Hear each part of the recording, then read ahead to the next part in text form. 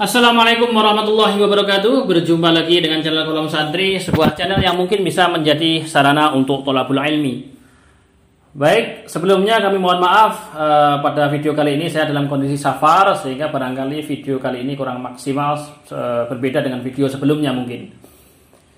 Baik, dalam video ini kita berada dalam sesi bedah buku, yakni kita mengkaji, mengkritisi, kemudian kita simpulkan dari beberapa buku yang mungkin menarik untuk dikaji, dan kesimpulan dari video ini, kajian kami barangkali bermanfaat untuk teman-teman semua.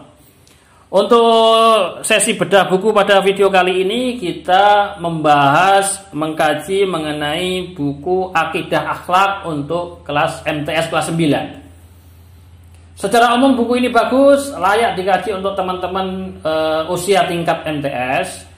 Cuman ada beberapa hal yang menurut pandangan kami perlu dikritisi, khususnya terkait iman terhadap qada dan qadar. Ini pembahasannya agak panjang. Kita sudah bikin beberapa video, beberapa episode tentang video pembahasan kupas tuntas seputar takdir. Barangkali teman-teman bisa melihat di video-video kami sebelumnya. Nah, khusus untuk pembahasan kali ini, apa perbedaan qada dan qadar? Perbedaan qada dan qadar itu, kalau qada itu keputusan Allah sejak awal penciptaan dulu. Allah Subhanahu wa taala menciptakan qalam, kemudian menciptakan lauh, menciptakan pena, kemudian menciptakan lembaran. Allah perintahkan tulislah. Allah Subhanahu wa taala melalui qalam dan lauh tersebut menulis setiap kejadian di alam raya ini. Nah, yang tertulis di Lauhul Mahfuz inilah qada Allah. Kemudian apa itu qadar? Qadar adalah pelaksanaan dari qada itu. Ya, misalnya saya di sini jam segini, ini duduk di sini di depan kamera, ini semua sudah tertulis di Lauhul Mahfuz sana. Sejak zaman dulu kala sebelum penciptaan alam raya ini. Di awal penciptaan dulu itu. Pelaksanaan saya di sini ini, duduk di sini jam segini ini, inilah qadarnya Allah Subhanahu wa taala. Jadi gabungan antara qada dan qadar adalah biasanya diistilahkan takdir. Nah, ini juga sama tertulis di buku ini seperti ini, cuman ada beberapa hal yang perlu dikritisi, yakni yang pertama terkait tentang dalil qada dan qadar di halaman 104. Di sini di halaman 104 di sini ayat yang dikutip pertama yang menjadi dalil qada dan qadar adalah Al-Qur'an surat Ar-Ra'd ayat 11, innallaha la yughayyiru ma biqaumin hatta yughayyiru ma bi anfusihim. Bahwa ayat ini dianggap sebagai ayat yang membahas soal takdir, padahal sama sekali tidak. Kita lihat nanti di tafsir Jalalain, kemudian di beberapa tafsir yang lain, bahwa ayat ini tidak ada pembahasan soal takdir, karena ayat ini terkait dengan ayat sebelumnya. Nah, panjang lebar terkait ayat ini, kesalahan orang memahami ayat ini, nanti kita bikin video tersendiri. Insya Allah kita bikin video tersendiri supaya lebih fokus. Kali ini kita mau membahas seputar buku ini dulu. Tapi ayat kesalahan orang memahami ayat ini kita tunggu, insya Allah nanti kita akan bikin video khusus terkait dengan itu. Nah, di keterangan di buku ini tertulis bahwa maksud ayat di atas adalah takdir manusia dapat diusahakan. Takdir manusia dapat diusahakan oleh manusia itu sendiri. Manusia yang usaha atau ikhtiarnya bagus, biasanya takdirnya bagus. Tulisannya begitu itu. Manusia yang ikhtiarnya bagus, biasanya takdirnya bagus. Berarti untuk menjadi bagus, berhasil hidupnya perlu ada usaha yang dilakukan. Kita tidak menafikan adanya ikhtiar. Ahlus Sunnah wal Jamaah harus meyakini bahwa Allah menciptakan makhluk namanya ikhtiar pada tiap diri manusia, sehingga dia bisa memilih antara iman dan tidak, memilih antara maksiat ataupun taat, memilih antara bekerja atau tidak bekerja. Ini bagian dari ikhtiar. Kita tidak boleh menafikan itu. Tetapi ketika pembahasannya adalah takdir, tidak biasanya itu begitu, tidak bisa. Manusia mampu nggak menentukan takdirnya? Mampu nggak merubah takdirnya? Jawabannya tidak mampu, tidak boleh. Itu namanya aliran Qadariyah. Namanya aliran Qadariyah kalau meyakini bahwa manusia mampu untuk menentukan nasib dia sendiri, ini aliran Qadariyah. Kita tahu bahwa dalam kajian keislaman, dalam kajian akidah ada 3 aliran, ada Jabariyah, ada Qadariyah, dan ada Ahlus Sunnah. Kalau aliran Jabariyah, manusia tidak bisa ngapa-ngapain. Semua dipaksa oleh Allah seperti wayang yang digerakkan oleh dalangnya. Sama sekali tidak ada pilihan-pilihan. Lah, aliran Qadariyah sebaliknya, manusia bisa milih, bisa menentukan nasib dia sendiri. Jadi Allah terlepas dari usaha-usaha manusia. Ini aliran Qadariyah. Buku ini mengarah kepada aliran Qadariyah. Sepertinya mengarah kepada aliran Qadariyah. Seolah kalau usahanya bagus pasti berhasil. Atau di buku ini disebut biasanya berhasil. Padahal kita menemukan berapa banyak orang yang usaha sungguh-sungguh, diprediksi usaha ini berhasil, ternyata gagal. Berapa banyak petani yang sudah maksimal ikhtiarnya dalam usaha supaya panen yang berhasil justru gagal panen. Pedagang yang justru bangkrut, berapa banyak? Padahal usahanya sudah maksimal. Lalu bagaimana pemahaman Ahlussunnah wal Jamaah? Pemahaman Ahlussunnah wal Jamaah adalah segala sesuatu kejadian di alam raya ini tidak lepas dari takdir Allah. Sukses, gagal, kaya, miskin, semua tidak lepas dari takdir Allah. Sudah jadi itu, sudah jadi. Manusia diperintahkan untuk ikhtiar. Dia bisa memilih untuk bekerja atau tidak, memilih untuk taat atau maksiat. Tapi usaha manusia, ikhtiar manusia ini tidak lepas pula dari takdir Allah. Jadi saya bisa ikhtiar untuk bikin video hari ini jam segini. Saya pilih. Tapi pilihan saya ini tidak lepas dari takdir Allah. Biasanya saya misalnya, kalau saya hari ini bekerja, saya dapat misalnya uang 100.000. Saya boleh milih untuk bekerja atau tidak. Kalau bekerja ya dapat uang 100.000, kalau tidak bekerja ya nggak dapat apa-apa. Bisa milih. Kemudian hari ini saya malas, saya memilih untuk tidak bekerja. Artinya saya tidak mendapat uang 100.000. Nah, mulai dari biasanya dapat 100.000, tapi hari ini saya malas sehingga gak kerja, sehingga gak dapat 100.000. Ini semua sudah tertulis di Lauhul Mahfuz, tidak lepas dari takdir Allah.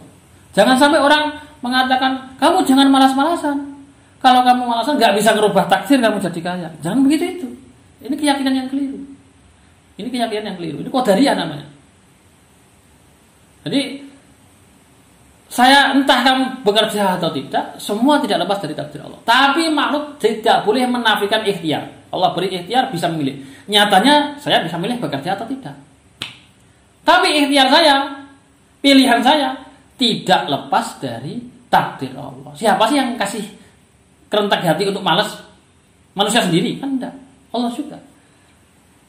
Inilah yang kita maksud bahwa mengutip ayat innallaha la yughayyiru ma biqaumin hatta yughayyiru ma bi anfusihim sebagai dalil untuk takdir adalah satu hal yang kurang tepat, satu hal yang keliru, dan video panjang lebar terkait itu insya Allah akan kita bahas di video berikutnya. Kemudian juga dalil yang keliru juga, bahwa dalil ini tidak membahas seputar takdir, tapi di sini ditulis seolah-olah membahas soal takdir. Di sini tertulis surat Al-Ahzab ayat 36 bahwa dan tidaklah patut bagi laki-laki yang mukmin dan tidak pula bagi perempuan yang mukmin apabila Allah dan Rasulnya telah menetapkan suatu ketetapan. Jadi di sini dianggap sebagai ayat seputar takdir. Padahal Allah dan Rasulnya sudah menentukan suatu ketetapan. Ayatnya idza qadallahu wa rasuluh. Qadha memutuskan, menetapkan, dianggap ini qadha ini ayat seputar qadha dan qadar. Padahal tidak. Keliru ini. Rasul itu kan bahasanya qadallahu wa rasuluh. Rasul itu tidak menentukan soal takdir. Justru Rasul ditakdirkan oleh Allah. Ini satu hal yang sangat fatal ketika menganggap ayat ini bagian dari ayat seputar qadha dan qadar gara-gara ada qadallah ini. Ini seputar syariat ini ayat ini. Kalau Allah dan Rasulnya sudah menetapkan suatu aturan, mukmin harus taat. Maksudnya begitu. Nggak ada kaitannya dengan takdir sama sekali. Ini pengutipan ayat ini dianggap sebagai takdir. Ini adalah suatu hal yang sangat fatal dari segi pemahaman ayat. Ini Rasul tidak menentukan ketetapan apapun seputar takdir. Justru Rasul ditentukan oleh Allah takdirnya. Ini suatu hal yang luar biasa menurut pandangan kami. Kemudian hal yang perlu dikritisi lagi di ayat ini adalah, di buku ini maksud kami adalah di sini ada kata-kata di halaman 103 bahwa contohnya, ini contoh takdir, bahwa contoh takdir ini bahwa Allah Subhanahu wa taala berencana menciptakan seorang hamba bernama Hasan. Qada Allah Subhanahu wa taala, tulisannya begitu itu. Allah itu tidak berencana. Berencana itu kata-kata yang bisa dinisbatkan kepada makhluk tapi tidak adab, tidak pas kalau dinisbatkan kepada Allah. Allah itu punya kehendak. Allah itu punya masyiah istilahnya. Punya masyiah. Tapi Allah memutuskan. Bukan berencana, bukan. Kalau rencana itu makhluk. Saya merencanakan ini, kemudian nanti gagal atau tidak, Allah yang menentukan, makhluk. Berencana itu kata-kata yang pas dinisbatkan kepada makhluk, tidak pas dinisbatkan kepada Allah. Karena Allah yang menentukan, nggak perlu Allah itu merencanakan. Ini kata-kata yang bisa membuat orang menjadi salah faham ini akhirnya. Di sini ada pembagian juga terkait pembagian takdir. Pembagian takdir ada dua takdir, yang takdir mubrom dan takdir mu'allaq. Ada kesalahan fatal mengenai pemahaman mengenai takdir mu'allaq di sini. Mungkin juga terkait dengan pembagian takdir mubrom, takdir mu'allaq. Ini akan kita bahas lebih detail nanti di video berikutnya, tapi sedikit kita kupas bahwa benar Allah pun mempunyai dua takdir. Yang pertama takdir mubrom, ketetapan yang tidak mungkin bisa berubah, semua telah tertulis di Lauhul Mahfuz sana. Ini takdir mubrom. Kemudian takdir mu'allaq, ada takdir yang bisa dirubah. Memang begitu itu. Memang ada takdir yang bisa dirubah sesuai dengan hadis dari Rasulullah SAW. Tetapi di sini yang fatal adalah contohnya. Contohnya takdir mu'allaq, takdir yang fleksibel di sini tulisannya. Bahwa Raffi bercita-cita ingin menjadi dosen bahasa Arab, maka untuk mencapai cita-citanya ia belajar dengan tekun serta mendalami ilmu bahasa Arab atau mengambil kuliah pada jurusan bahasa Arab. Akhirnya Raffi tersebut berhasil menjadi seorang dosen bahasa Arab di perguruan tinggi. Ini suatu hal yang sama sekali bukan contoh takdir mu'allaq. Sama sekali bukan contoh takdir mu'allaq. Kenapa ada istilah takdir mu'allaq? Karena ada istilah takdir mu'allaq ini karena ada hadis-hadis yang seolah-olah takdir bisa dirubah. Contohnya misalnya, barang siapa yang bersilaturahmi maka umurnya akan diperpanjang, misalnya gitu ya. Silaturahmi memperpanjang rezeki. Ini hadisnya ada. Hadisnya ada. Lah padahal ayat hadis yang lain jelas bahwa umur manusia sudah ditentukan. Sudah ada takdirnya. Ini bagaimana? Satu ayat menentukan ada kepastian mengenai usia manusia. Satu hadis yang lain menentukan bahwa ada usaha-usaha untuk memperpanjang umur usia. Seolah-olah bertentangan.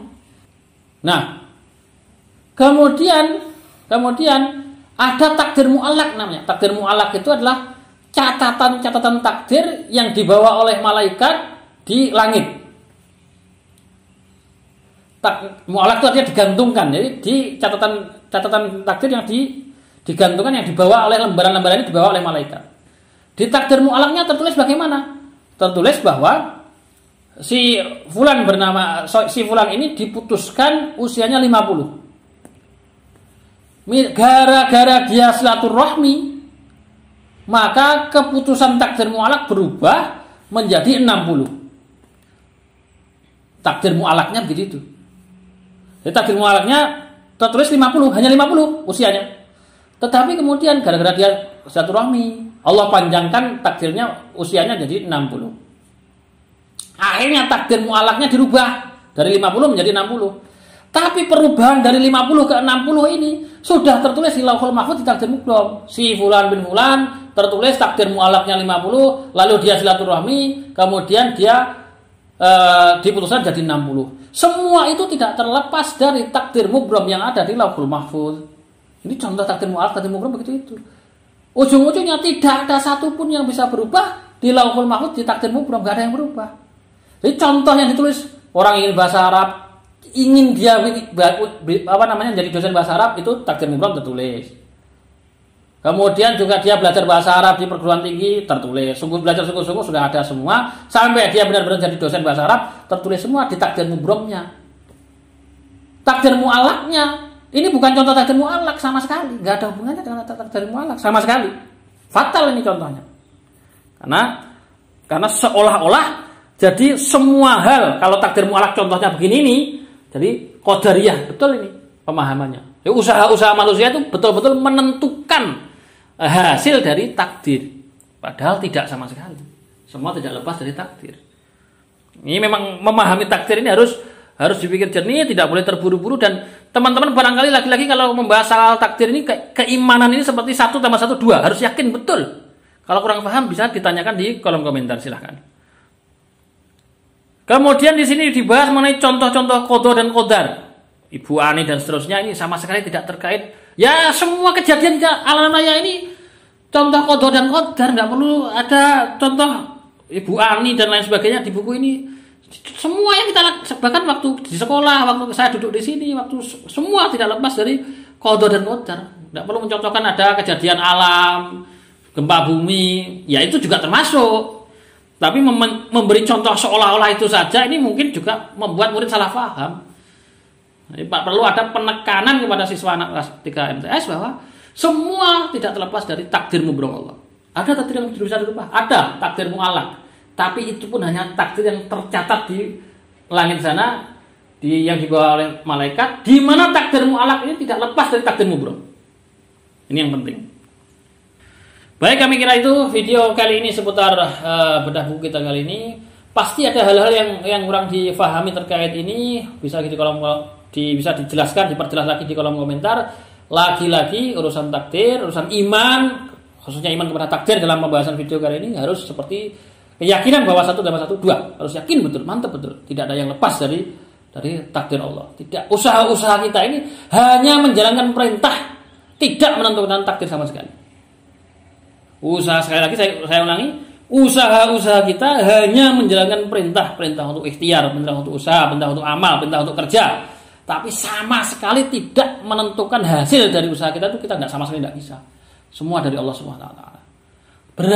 Betapapun sungguh-sungguhnya seseorang dalam ikhtiar, tetap Allah yang menentukan hasilnya. Bahkan dia waktu usaha itu juga ditentukan oleh Allah. Dia mau usaha apa tidak, juga ditentukan oleh Allah. Ini yang perlu kita yakini. Kami kira itu video kali ini, kurang lebihnya mohon maaf. Assalamualaikum warahmatullahi wabarakatuh.